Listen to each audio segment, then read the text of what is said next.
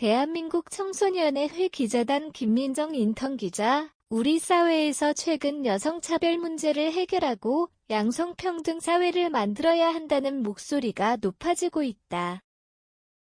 그러면서 여성이 사회적 약자인지 아닌지에 대한 논의도 활발하게 이루어지고 있다. 사회적 약자란 신체적 문화적인 특성으로 인하여 사회의 주된 주류 집단 구성원들에게 차별을 경험하며 개인이 차별받는 집단 내에 속해 있다고 인식하는 경우를 말한다. 사회적 약자는 어떤 개인적 특성에 의하여 주류 사회로부터 배제당하면서도 그것을 스스로 인식할 때 성립된다. 그렇다면 여성은 사회적 약자인가?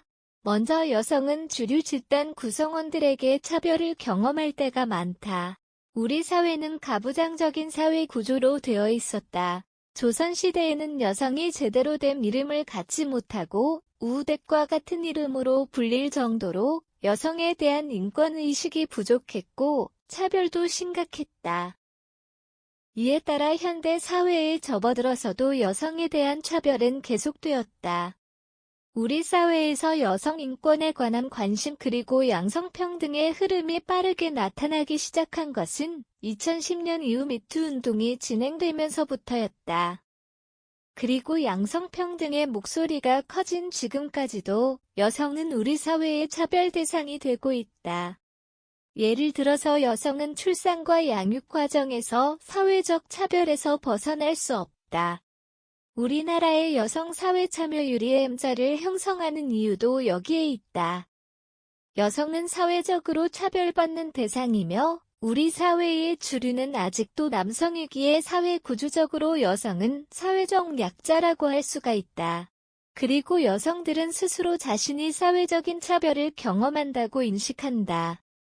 여성들은 최근 활발하게 여성운동을 전개하고 있다. 여성이 여성운동을 활발하게 진행하는 이유는 스스로 자신이 사회구조적으로 차별받고 있다고 인식을 하기 때문이다. 이는 여성이 스스로 자신을 사회적 약자로 인식하고 있음을 의미한다. 여성이 사회적 차별을 느끼지 않는다면 결정적으로 여성운동에 참여하지 않을 것이기 때문이다. 즉 여성은 사회적 약자인데 그 이유는 여성에 대한 사회적 차별과 편견이 나타나고 있고 여성들이 그것을 스스로 인식하고 있기 때문이다. 많은 사람이 여성은 사회적 약자가 아니라고 본다. 여성의 인권이 충분히 신장하였기 때문이다. 그러나 여성은 여전히 사회적 약자라고 보아야 한다.